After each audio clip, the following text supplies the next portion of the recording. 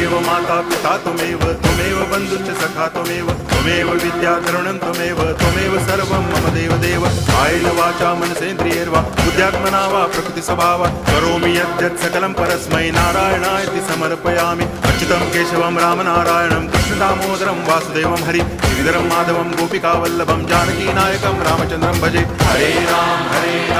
Ram Ram Hare Hare Hare Krishna